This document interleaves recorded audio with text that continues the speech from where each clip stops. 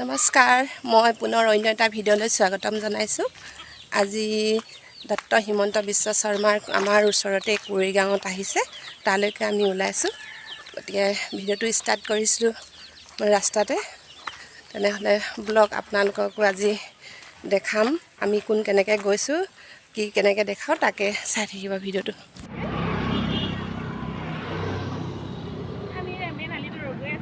আমি মেইন ৰাস্তাত গৈ আছোঁ দেই। এইবিলাক আহি আছে এইফালে আৰু আহি আছে। বাছখন ৰাখিলে সিহঁতে, আমি বাছতে যামগৈ ন।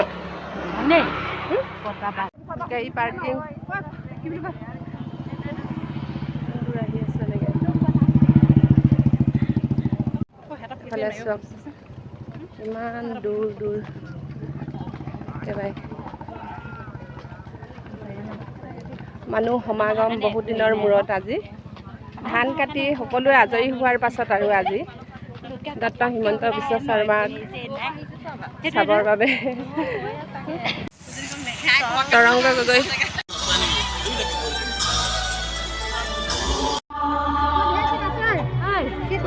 মেইন গেটখনত সোমাইছোঁ আমি। এইটো ইমান মানুহ সমাগম চাওকচোন, আপোনালোক দেখাইছোঁ।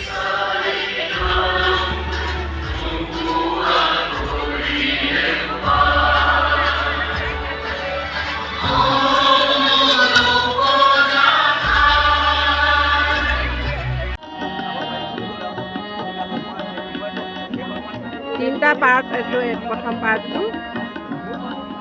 এইটো ছেকেণ্ড পাৰ্টটো। ইমান মানুহ হৈছে চাওক, আপোনালোকে উপভোগ কৰক।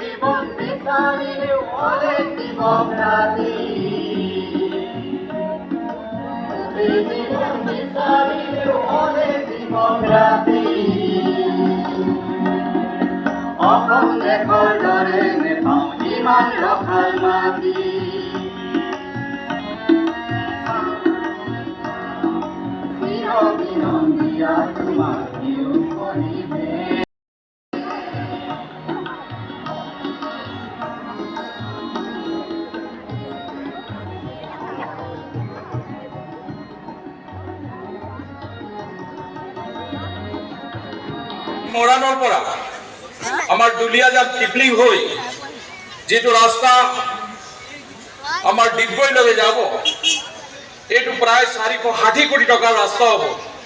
এইটো আসাম মালাত নিৰ্মাণ কৰা ইতিমধ্যে কৰিবৰ কাৰণে অসম চৰকাৰৰ ফালৰ পৰা সিদ্ধান্ত লোৱা হৈছে।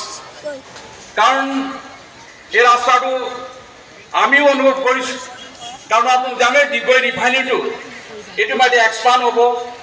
0.56 মিলিয়নৰ ৰিফাইনেৰী 1 মিলিয়ন হ'বলৈ গৈ আছে। কেইদিন পিছতে তেওঁৰো আধাৰিলা হ'ব। সেই ৰিফাইনেৰী যিবিলাক টেংকাৰ যি তেল কঢ়িয়াই লৈ যায় ভাৰতবৰ্ষৰ বিভিন্ন নাগৰিক, কোৱা হৈছিল এই ৰাস্তাৰ যোগেদি আমি নিৰ্মাণ কৰিব লাগিব। আৰু লগে লগে অসমৰ মুখ্যমন্ত্ৰী ডাঙৰীয়াই সিদ্ধান্ত ল'লে যে আসাম মালাৰ যোগেদি এই ৰাস্তাটো নিৰ্মাণ কৰা হ'ব। আৰু ঠিক তেনেকৈ 460 কোটি টকা ইতিমধ্যে আমি পাইছোঁ। ঠিক তেনেকৈ প্ৰত্যেকটা সমষ্টিত একোটাকৈ মিনি ষ্টেডিয়াম বনাবৰ কাৰণে সিদ্ধান্ত লোৱা হৈছে। আমাৰ টিংখং, নাহৰকটীয়া, দুলীয়াজান, লাহোৱাল, এনে প্ৰত্যেকটা সমষ্টিত লোৱা হৈছে। কিন্তু আজি 4টা সমষ্টিত মিনি ষ্টেডিয়াম কৰা হ'ব। ঠিক তেনেকৈ আপোনালোক জানে যে চাউলুং চুকাফাই তেওঁ আহিছিল আমাৰ টিপাম পাহাৰলৈ, আৰু তাতে তেওঁ ৰাজধানী পাতিছিল। কিন্তু এই টিপাম পাহাৰৰ বিষয়ে বহুত মানুহ নাজানে। কিন্তু আমি নিশ্চয় কিছুদিন আগতে অসম দিৱস পাতিছিলোঁ, তাৰ যোগেদি অসমৰ ৰাইজে গম পাইছিল যে টিপাম পাহাৰতে চাউলুং চুকাফা আহিছিল, ৰাজধানী পাতিছিল। আৰু সেই ডাঙৰীয়া কৈছিল, মই কৈছিলোঁ আমি এখন কমিটি বনাইছোঁ সেই অঞ্চলৰ উন্নয়নৰ কাৰণে। আৰু তেওঁ লগে লগে কৈছিল ৰাস্তাৰ কাৰণে আমি পইচা দিম। আৰু ঠিক তেনেকৈ ইতিমধ্যে 60 কোটি টকা ইতিমধ্যে আমি চেংচন পাইছোঁ। তাৰো আজি আধাৰিলা ৰখা হ'ব, যাতে টিপাম পাহাৰলৈ মানুহ সহজভাৱে টুৰিষ্টবিলাক যাব পাৰে। তেনেকৈ প্ৰায় 9.5 কোটি টকা আজি আমি আধাৰিলা ৰাখিম। আজি আপোনালোক এই অনুষ্ঠানত আহিছে, আপোনালোক সকলোক ধন্যবাদ জনাইছোঁ। আৰু বিশেষভাৱে ধন্যবাদ জনাইছোঁ অসমৰ মুখ্যমন্ত্ৰী ডাঙৰীয়াক। তেওঁ 9.5 কোটি টকা এই ডিব্ৰুগড় জিলাৰ কাৰণে ইতিমধ্যে বিভিন্ন শিতানৰ যোগেদি দিছে। তো মই পুনৰবাৰ অসমৰ মুখ্যমন্ত্ৰী ডাঙৰীয়াক মোৰ ফালৰ পৰা বহুত বহুত ধন্যবাদ জনাই মোৰ চমু বক্তব্য সামৰণি মাৰিছোঁ। বিশ্ব শৰ্মাৰ দ্বাৰা কৰা হৈছে। এই আঁচনিৰ বাবে সৰ্বমুঠ 28,71,54,000 টকা ব্যয় কৰা হৈছে। জলজীৱন মিছনৰ অধীনত জিলাখনত আজিলৈকে 213খন ৱাটাৰ ইউজাৰ্ছ কমিটি গঠন কৰা হৈছে আৰু 101খন আঁচনি এই সমিতিসমূহৰ হাতত অৰ্পণ কৰা হৈছে। ইতিমধ্যে 160জন জলমিত্ৰক ঔদ্যোগিক প্ৰশিক্ষণ প্ৰতিষ্ঠানত প্ৰশিক্ষণ প্ৰদান কৰা হৈছে। 11 kV বৈদ্যুতিক উপকেন্দ্ৰ নিৰ্মাণৰ বাবে আজি অসমৰ মাননীয় মুখ্যমন্ত্ৰী বিমল বৰা ডাঙৰীয়া, সন্মানীয় বিধায়ক প্ৰকান্ত ফুকন ডাঙৰীয়া, তেৰছ গোৱালা ডাঙৰীয়া, চক্ৰধৰ গগৈ ডাঙৰীয়া, তৰংগ গগৈ ডাঙৰীয়া, ডেভিড চেকিয়া ডাঙৰীয়া, পৰ্যটন নিগমৰ অধ্যক্ষ ঋতুপৰ্ণ বৰুৱা ডাঙৰীয়া, পেট্ৰকেমিকেলছৰ চেয়াৰমেন বিকুল ডেকা ডাঙৰীয়া, ভাইচ চেয়াৰমেন হেমন্ত গগৈ ডাঙৰীয়া, হাউচিং বোৰ্ডৰ ভাইচ চেয়াৰমেন সুভাষ দত্ত ডাঙৰীয়া, গেছ কোম্পানীৰ ভাইচ চেয়াৰমেন ইন্দ্ৰ গগৈ ডাঙৰীয়া, উপায়ুক্ত বিশ্বজিৎ পেগু ডাঙৰীয়া, মঞ্চত উপবিষ্ট অতুল ফুকন ডাঙৰীয়া, অনুপ সিং ৰাজপুৰোহিত ডাঙৰীয়া, আমাৰ ভাৰতীয় জনতা পাৰ্টিৰ ইয়াত সমবেত হৈছোঁ। তাৰ লগে লগে আমি আৰু এটা ডাঙৰ কাম কৰিব খুজিছোঁ। আজি আমি লিষ্টত সন্নিৱিষ্ট কৰা নাই, এমাহৰ 1.5 মাহৰ ভিতৰত আমি ইয়াত আকৌ আহিম। সেইটো হৈছে গোটেই বুঢ়ীদিহিঙৰ পাৰটো আমি 250 কোটি টকা খৰচ কৰি সম্পূৰ্ণ ধুনীয়াকৈ নতুনকৈ নিৰ্মাণ কৰিব খুজিছোঁ। আজি আমি ইয়াত আপোনালোকৰ মাজত উপস্থিত হৈ আমি কেইবাটাও সুন্দৰ কৰি পথ নিৰ্মাণ কৰিব খুজিছোঁ।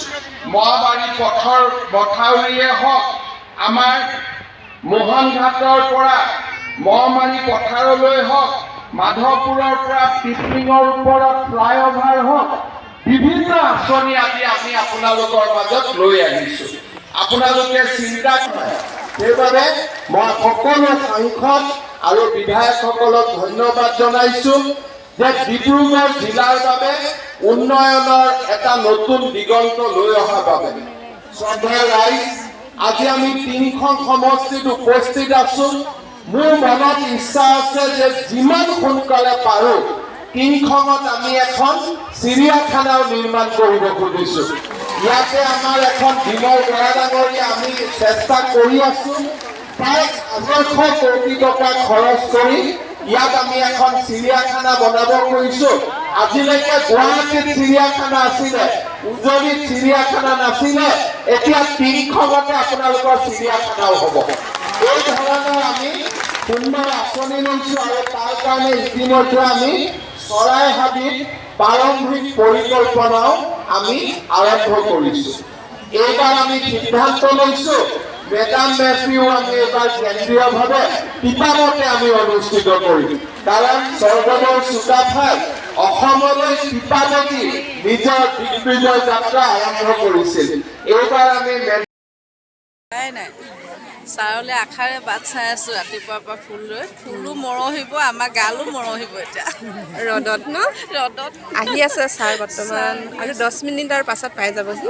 ঠিক আছে, এতিয়া বিদায় দিব লাগিব আমি ছাৰক ন। হয় হয়, ঠিক আছে, ছাৰ পালেহি। CM ছাৰ আহি CM ছাৰ আমাৰ ইণ্টিজাৰ খতম হ'ল আৰু হৈ গ'ল আৰু ইমানে অৱশেষত ৰৈ ৰৈ। इंतजार का फल मीठा है क्या नहीं? है बहुत अच्छा लगता है। हाँ।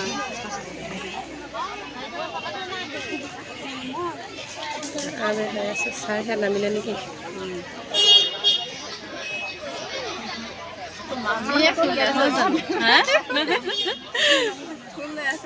ফুল চিটিয়া বোলে ছাৰক দিবলৈ সতেজ সতেজ ফুল আনিছিলোঁ, এতিয়া মৰহি গ'ল আৰু ভাঙি ল'ম ক হ'ব ভাঙিলে চকুৱে টকুৱে সোমাব ন, এনেকৈ ভাঙিলে বেয়া হ'ব নহয়।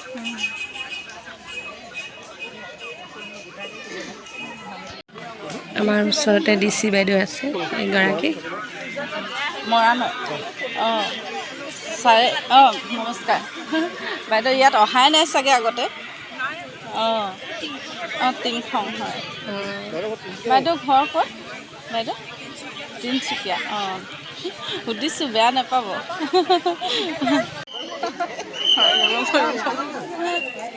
আহিলে আহিলে ছাৰ আহি গ'ল চেম ছাৰ আহি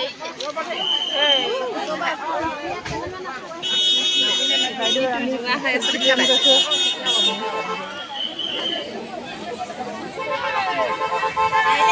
নাই ধূলি মোবাইলৰ অৱস্থা নাই নহয়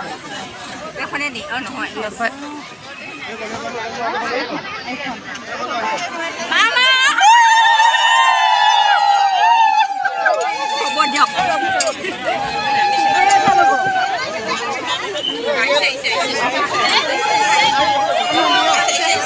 মামা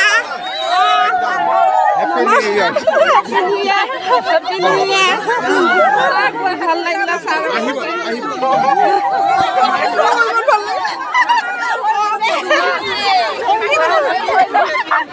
ইমান ভাল লাগিলে বহুত ভাল লাগিলে খেলি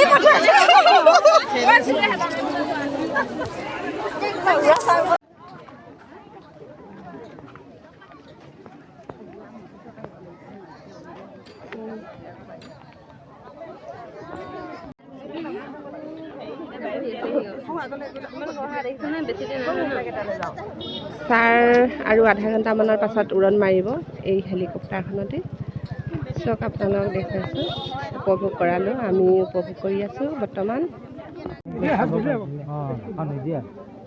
নিদিয়ে ভাষণ দি আহিলে আৰু এতিয়া ছাৰ উৰণ মাৰি যাব হেলিকপ্টাৰ উঠিলে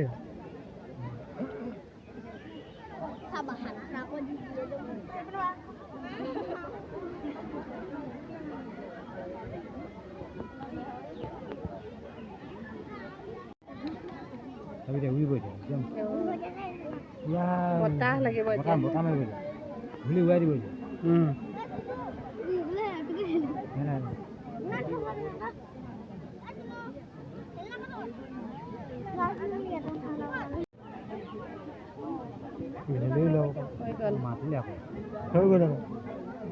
ছাইডৰ পৰা ৰৈ ৰৈ চাই কেনেকৈ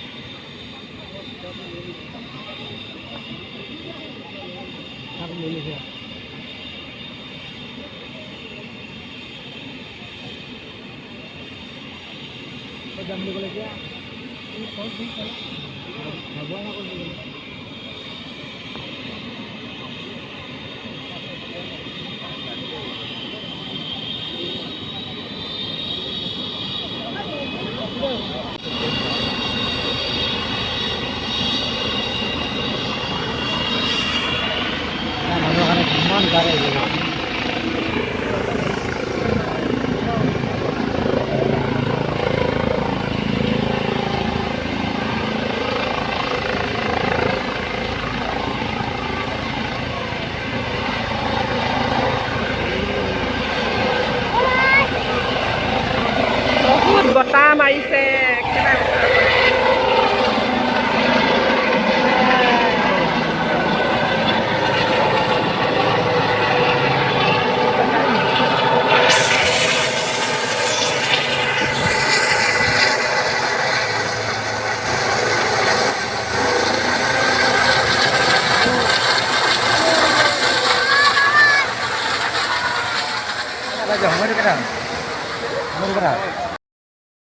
ফটো দেখি আছোঁ আমি আঁতৰ পৰা দেখি কিন্তু আজি একেবাৰে সন্মুখৰ পৰা একেবাৰে কাষতে পালোঁ কিন্তু ফটো মাৰিবলৈ মানে কি হ'ল পাহৰি গ'লোঁ নহয় অকণমান ভিডিঅ'টোত উঠিলে ভালদৰে ভিডিঅ' কৰা নহ'ল তাৰ বাবে ক্ষমা কৰিব যিটো উদ্দেশ্যলৈ আহিছিলোঁ সম্পূৰ্ণ ভালদৰে দেখাব নোৱাৰিলোঁ ছাৰক ইমানে ভিৰত মানে কিন্তু ভিডিঅ'টো আজি ইমানতে সামৰিব লাগিব গতিকে like comment share and subscribe কৰি দিবলৈ নাপাহৰিব পুনৰ অন্য এটা ভিডিঅ'লৈ আপোনালোকৰ মাজলৈ আহি আছোঁ আজিলৈ আহোঁ বাই